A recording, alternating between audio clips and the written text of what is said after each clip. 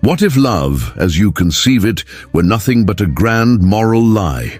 What if the purity, sacrifice, and sweetness exalted by society were merely masks designed to domesticate your most instinctual force? Nietzsche invites us to distrust what appears too noble, especially when it comes to love. He recognized that behind eternal vows and promises of soul fusion lies an attempt at control, a standardization of desire, and an anesthesia of life. Moralized love has been transformed into virtue, but at the cost of distancing us from its essence, will to power, creative energy, fire that cannot be contained within rules. When we believe in romantic narratives, we submit to an illusion that prevents us from living authentically. Have you ever asked yourself whether the love you live is yours, or was imposed by a morality that robs you of freedom? If this provocation echoes in your mind, subscribe to this channel and follow this journey. Here we will dismantle the lie of moralized love and discover with Nietzsche a more truthful, tragic, and vital path to loving. Love, as we understand it today, was not born pure or spontaneous. It was slowly shaped by society, sculpted into norms, expectations, and values that Nietzsche would identify as artificial morality. From early on, we learn that loving means renouncing, sacrificing, being kind, faithful, generous, and patient. These adjectives, which seem so noble, hide a harsher truth. Love has been moralized, transformed into a tool of control. Nietzsche was suspicious of everything that presented itself as universally good. He perceived that often, morality did not arise from true essence, but from a need to domesticate human instincts. Love was no exception. Society, religions, and customs transformed desire into sin, passion into something dangerous, and instinct into threat. For love to be accepted, it needed to be covered with virtues and placed within narrow boundaries. Think about how we grew up hearing love stories that always exalt renunciation. The hero or heroine only proves their love when capable of giving up themselves for the other. Love thus becomes a stage where the greatest virtue is disappearing as an individual, dissolving into altruism and total surrender. But does this ideal really strengthen life, or does it simply make us forget ourselves? Nietzsche saw in this not greatness, but an attempt to weaken human beings. Moralized love functions as an antidote against the intensity of instincts. Instead of living desire as creative force, we learn to repress it, to mold it into acceptable forms, to domesticate it as if it were too dangerous to exist in its fullness.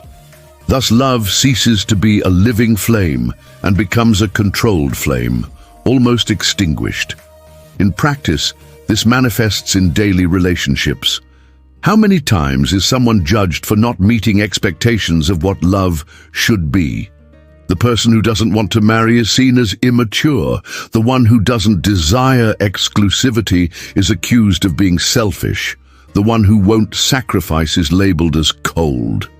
Love, far from being an authentic encounter between two beings, becomes measured by external standards that dictate what is right and wrong. Nietzsche saw great danger in this. When we love from inherited morality, we don't truly love. We are merely playing roles. We are actors in a play written by tradition, repeating phrases that didn't originate from us. I love you becomes formula, not revelation. Moralized love steals its vital force precisely because it demands obedience. The philosopher invites us to question, why do we need love to be kind, altruistic, sacrificial? Isn't it possible to love differently, more honestly, closer to real life? For Nietzsche, love's morality creates the illusion that only one legitimate way to love exists, and any deviation is sin, error, or character flaw. But life is multiple, chaotic, full of intensities that don't fit in boxes. True love, if we can use that word, doesn't allow itself to be imprisoned by commandments. Imagine someone who loves deeply, but not within expected molds. A love that doesn't promise eternity, but intensity. A love that doesn't demand renunciation, but joint creation. This type of relationship escapes dominant morality and therefore frightens. It's easier to believe that love should be calm, safe, and predictable, even if this means living a lie. Nietzsche said that all morality is, in a certain sense, lie. It's a construction that masks instincts, that tries to organize life's chaos under the illusion of order. Love, when moralized, follows this same logic.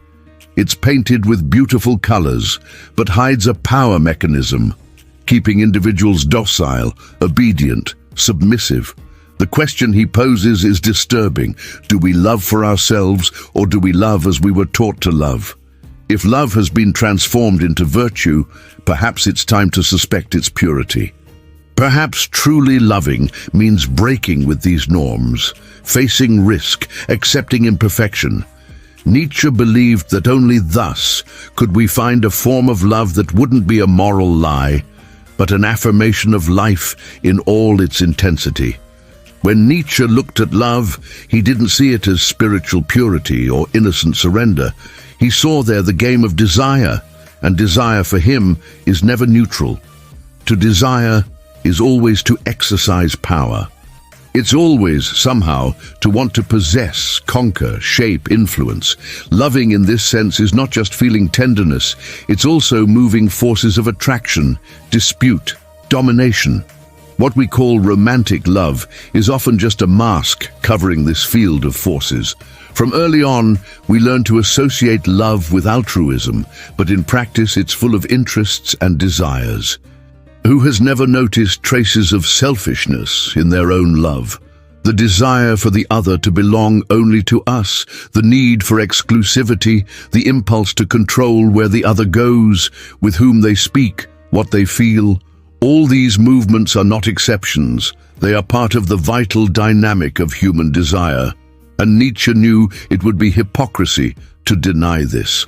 Love's morality creates a veneer that softens these forces. Jealousy, for example, which arises from the instinct of possession, is often disguised as care. Emotional manipulation appears dressed as concern.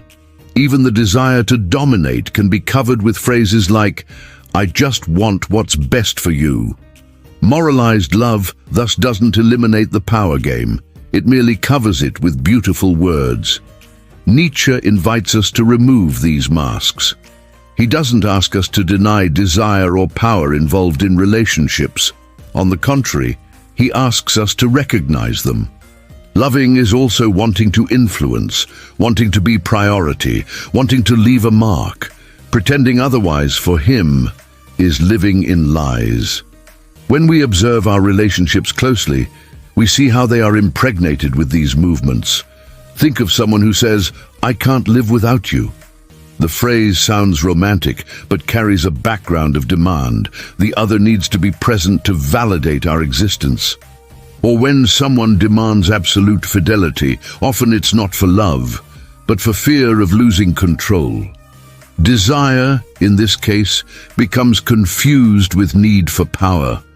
Nietzsche didn't see this as something to be condemned. He saw it as expression of life in its rawness.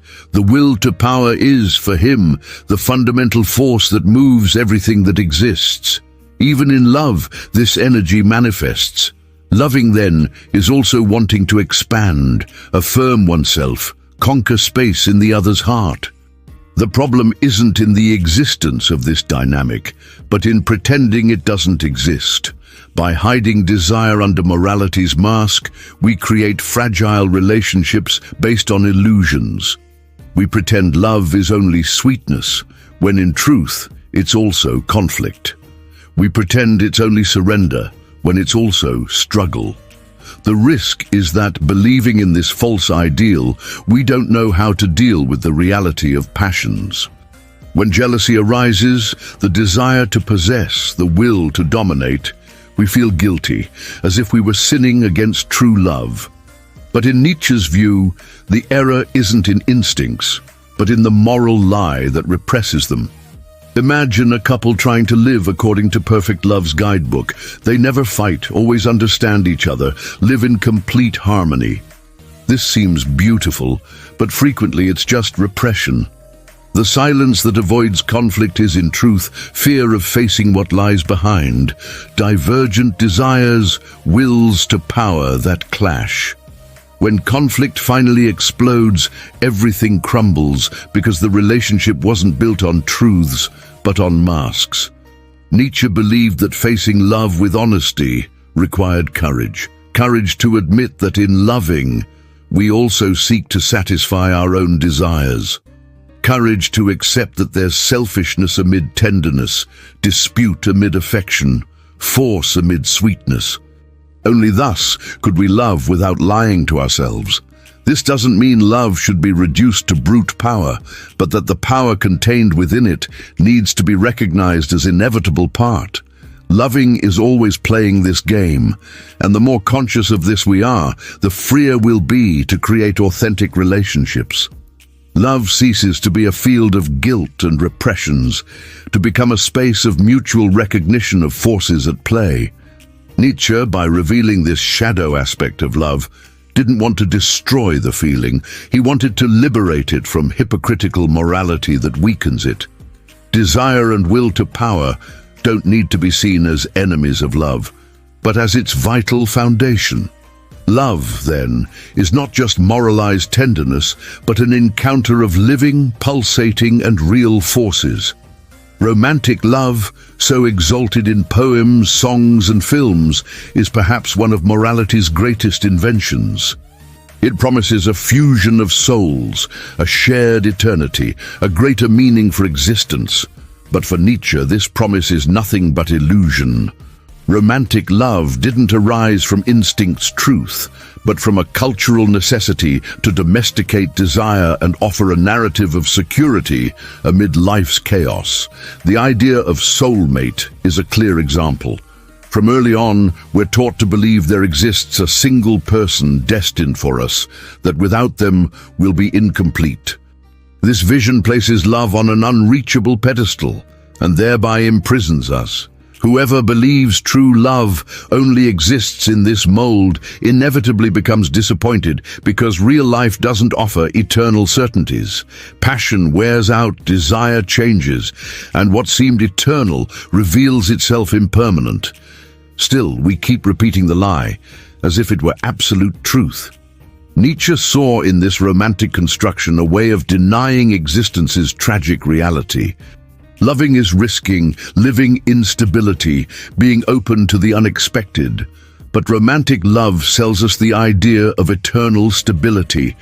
It promises a kind of earthly salvation, finding someone who completes us, who gives us meaning, who frees us from loneliness. This promise functions as a religious substitute, a secular faith that continues keeping us dependent on illusions. In practice, this lie creates profound suffering. How many people remain in relationships that have already died simply because they believe love needs to be forever?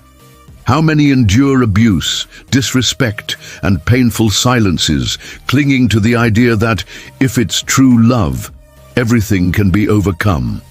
Romantic morality transforms pain into virtue, sacrifice into proof of love, and attachment into fidelity. What could be lived with authenticity becomes a prison. Nietzsche proposes another perspective, loving without illusions. This means facing love as intense but transitory experience.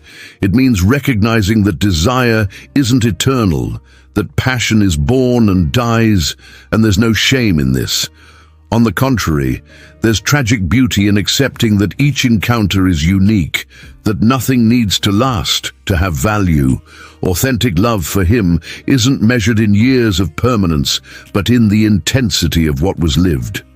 Think about how many movies and stories end with the phrase, "and they lived happily ever after." The ever after is the great poison of romantic narrative because it creates unreachable expectations. Life, however, knows no eternity in this sense. Everything is flow, change, transformation. When we try to freeze love in a promise of eternity, what we do is betray life's very essence. Nietzsche didn't see in this reason for despair, but for liberation. If love doesn't need to be eternal, it can be true in the instant. It can be creation, game, dance of forces that don't explain themselves in words. The problem isn't in the feeling itself, but in the myth that covers it. Romantic love, by demanding perfection and permanence, prevents us from living real love, imperfect, contradictory, and intense. Another crucial point is how romantic love reduces individual freedom. By idealizing complete fusion between two beings, it denies each one's singularity. The idea of other half suggests we're incomplete alone, that we only exist fully in the other. Nietzsche, on the contrary, defended individual affirmation, each being's creative force. Loving, for him, cannot mean disappearing in the other, but finding oneself more intensely. The lie of romantic love, therefore, isn't just in eternity's illusion, but also in the ego's denial. It's a morality that rewards submission, sacrifice, and fusion, instead of authenticity, creation, and difference. When we believe in this myth, we sacrifice our vitality in name of an empty promise. Deconstructing this lie doesn't mean denying love, but liberating it. It means loving without eternity's mask, without soulmate's prison, without fusion's demand. It means loving knowing we are two, not one, that we are free, not halves, that we are intense, not eternal. This love may be harder to accept, because it offers no guarantees. But for Nietzsche, only this love is honest with life. Nietzsche said that every human relationship is crossed by power games, and love doesn't escape this. On the contrary, perhaps it's in love that this dispute reveals itself most intensely, even if disguised as care, affection, or protection. Loving, in this sense, isn't just sharing affects, it's also trying to mark territory, affirm influence, guarantee presence. Behind "I love you" may dwell "you are mine." Today, when we look closely at relationships, we perceive how will to power infiltrates the most everyday gestures. Jealousy isn't just insecurity, but desire for possession. The need for exclusivity isn't just proof of love, but control strategy. The demand for constant attention isn't just neediness, but attempt to shape the other according to our expectations. These dynamics are so common they already seem natural, but Nietzsche calls us to recognize them as forms of domination. The problem isn't in admitting we want the other, but in hiding this desire for power under moralized speeches. Jealousy becomes proof of affection. Surveillance becomes demonstration of zeal. Manipulation becomes romanticization. It's as if we said, "I just want what's best for you." But what we seek in truth is to ensure our own centrality. Love thus transforms into a battlefield disguised as a garden. Nietzsche didn't see in this reason to condemn love, but to face its reality. Loving doesn't mean eliminating conflict. It means recognizing that relationship is crossed by inevitable tensions. Whoever loves also disputes. Whoever loves also wants to win. Whoever loves also desires to dominate. Denying this is living in illusion. In practical life, we see how this manifests in small acts.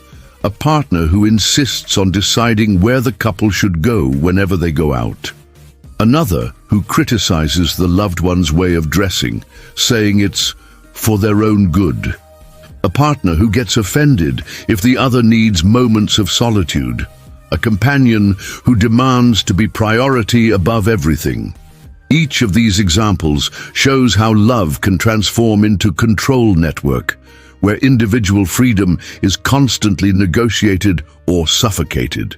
Nietzsche believed that love's morality, by disguising these power games, ends up making them even more suffocating. When the desire to dominate is admitted, at least truth is recognized.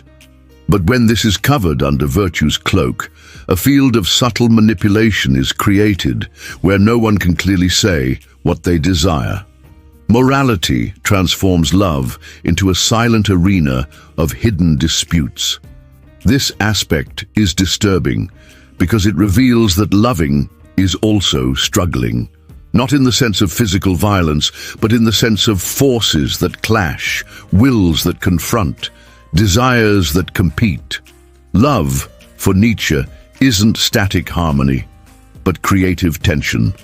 The relationship that tries to eliminate all conflict is, in truth, trying to kill the encounter's vitality. At the same time, recognizing love as domination field doesn't mean reducing it to pure war. It means understanding that in it coexist care and dispute, tenderness and power, surrender and resistance. The danger lies in believing that pure love exists without shadow, without conflict, without desire for possession. This love doesn't exist outside fairy tales. Nietzsche provokes us to think, do we really want the other's freedom, or do we want to mold them to what suits us? This question can be painful, because it exposes affect's selfish dimension. But for him, it's only by facing this truth that we can create more authentic relationships. Pretending love is only generosity condemns us to lies. Admitting love is also domination brings us closer to reality. Perhaps then, loving more truthfully is accepting this tension without denying or disguising. It's recognizing there are moments when we want to dominate, but also moments when we yield. It's perceiving that the game of forces doesn't need to be absolute oppression, but can be dance, negotiation, joint creation. Love becomes thus less a prison and more an experimentation field, where each one risks without guarantees. Nietzsche saw in the courage to face love's shadow side the possibility of liberation. Only when we accept that love isn't a refuge of peace, but a field of forces, can we stop demanding from it an impossible purity. And, by doing this, perhaps we discover that loving isn't losing oneself in the other, but finding oneself in the midst of struggle. Nietzsche was never an enemy of love itself. What he fought was its moralization, its imprisonment in false and repressive forms. For him, love, like every vital impulse, is born from instinct, from will to live, from creative force that pulses in each human being.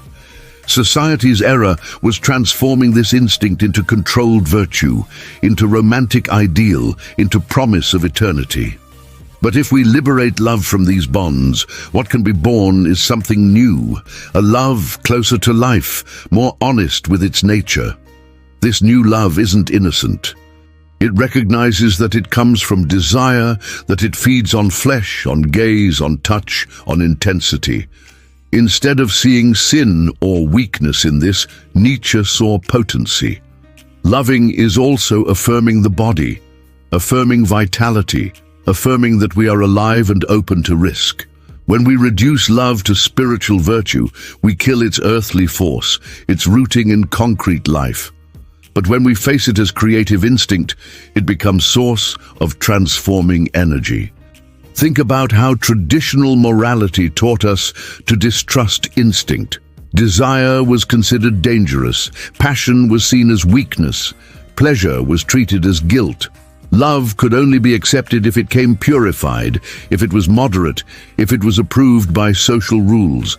Thus, instinctive love, that which arises from life's intensity, was suffocated, and in its place emerged a domesticated version, almost lifeless. Nietzsche invites us to recover this instinctive love, but without falling into naivety of thinking it will always be gentle or peaceful. Instinct is ambivalent. It creates and destroys, elevates and consumes. But it's precisely in this ambivalence that its truth lies. The new love for him isn't stable harmony, but constant creation. It's love that doesn't fear conflict, that doesn't get scared by impermanence, that doesn't need eternity's lie to exist.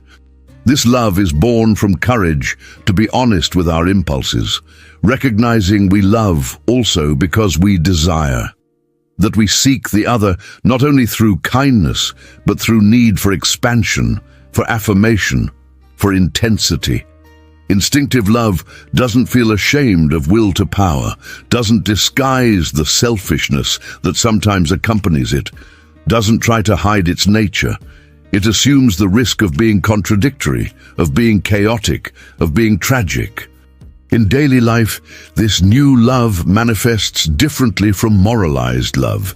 It doesn't promise eternity, but intensity. It doesn't demand total fusion, but celebrates difference. It's not based on possession, but on creating something that only exists between two singular beings. It's like a work of art. It cannot be standardized, it cannot be reduced to formulas, it needs to be invented at each instant. Nietzsche believed this love is only possible when we free ourselves from moral resentment. Resentment is what makes us judge instincts as bad, as sinful. It's what leads us to demand that love be pure, altruistic, eternal. But when we overcome this inheritance, we open space to love without guilt, without mask, without life's denial. The new love isn't moral, it's vital. It doesn't arise from obedience but from creation. There's something profoundly transforming in this vision, because it means we no longer need to measure our love by external rules. We don't need to ask whether it fits the romantic ideal, whether it corresponds to social model, whether it obeys others' expectations. We can simply live love as it is, with its contradictions, its forces, its beauties, and its pains. And precisely because of this, we can live it more fully. Nietzsche saw in this path not just a change in the way of loving, but a change in the way of living. Loving instinctively is accepting life in its totality, with pleasure and suffering, with creation and destruction, with light and shadow. It's stopping seeking refuge in ideals and facing the real with courage. The new love is, thus, an exercise in freedom, a way of living without illusions, but with intensity. By recovering instinct, we don't destroy love, but return it to its original force. A love that doesn't apologize for desiring. A love that doesn't hide behind virtues. A love that doesn't seek eternity, but creation. A love that, by being tragic, is also profoundly true. We arrive at the most radical point of Nietzsche's reflection. Love that doesn't allow itself to be imprisoned by morality, that doesn't bow before romantic ideal, that doesn't seek eternity or perfection, a love beyond good and evil. This expression, central in the philosopher's thought, indicates the overcoming of moral categories we inherited from tradition. In love's field, this means liberating it from any judgment that reduces it to virtue or sin, right or wrong, pure or impure. Love beyond good and evil isn't comfortable. It demands courage to face life as it is, impermanent, contradictory, unpredictable. Instead of seeking guarantees, it accepts risk. Instead of relying on purity ideals, it embraces the mixture of selfishness and surrender, of desire and renunciation, of tenderness and conflict. It doesn't need to justify itself in name of God, morality, or society. It exists for itself as vital force. In practice, this means loving without asking love to be eternal. It means not measuring a relationship's value by how long it lasts, but by intensity of what it creates. A weeks-long encounter can be truer than a decades-long union based on conventions. Love beyond good and evil doesn't demand permanence, it demands authenticity. It also means loving without dissolving in the other. Romantic morality taught us to idealize soul fusion, but Nietzsche saw danger in this, loss of singularity. Loving beyond good and evil is loving without giving up oneself, is remaining whole even when surrendering. It's recognizing the other isn't our half, but a singular being with whom we create something that wouldn't exist alone. This love also doesn't fear conflict. It knows life is made of tensions, and that desire for power crosses all relationships. Instead of disguising dispute, it accepts it as part of experience. This doesn't mean transforming love into constant war, but perceiving that true encounter between two forces will never be only harmony. Tragic love's beauty lies precisely in knowing how to coexist with this mixture of care and confrontation. Nietzsche invites us to think of love as art, a tragic, ephemeral, but profoundly living art. Loving beyond good and evil is like creating a work of art without manual, without fixed rules, without success guarantees. It's risking oneself in the unknown, knowing it can fail, but still diving in, because value isn't in result, but in creative process. In daily life, this love translates into freer relationships, not free in sense of absence of commitment, but in sense of absence of lies. They're bonds that don't need to justify themselves by social model, that don't measure themselves by what others think, that don't need institution validation. They're relationships that exist because they have their own force, because they affirm life of those who live them. Nietzsche believed this love was also a path of personal overcoming. Because to love beyond good and evil, we first need to free ourselves from our own illusions.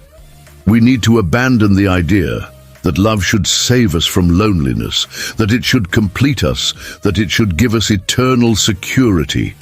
We need to accept that loving is exposing oneself, is risking oneself, is living without guarantees. This acceptance, although painful, makes us stronger, more whole, more alive.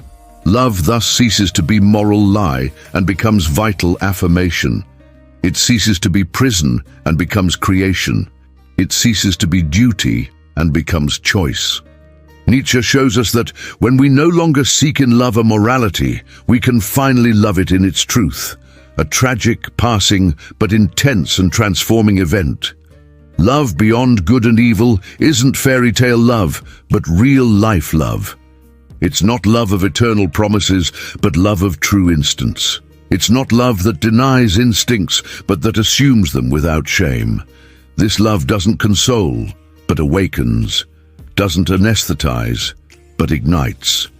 Doesn't promise eternal happiness, but gives us chance to live life in its maximum intensity. Throughout this journey, we've seen that love we were taught to venerate is largely a moral lie. Society, religion, and tradition molded love into narrow forms: virtue, sacrifice, fusion, eternity. Nietzsche showed us that behind these masks exists something rawer, truer, more vital. Love isn't purity, it's instinct. It isn't obedience, it's will to power. It isn't eternity, it's ephemeral creation. We learned that truly loving doesn't mean denying impulses, but assuming them. It doesn't mean hiding conflict, but accepting it as part of life. It doesn't mean dissolving in the other, but finding oneself more intensely in difference. Love, when liberated from morality, ceases to be prison and becomes life's affirmation, even if tragic, even if impermanent. And now I ask you, what was the belief about love that most imprisoned you until today? Share your answer in the comments and also tell us where you're watching from. If this reflection touched you in any way, like the video, subscribe to the channel and follow us in this deep thinking community. I thank you from my heart for being part of this philosophical journey. Here we don't seek consolation, but lucidity. We don't seek illusions, but intensity.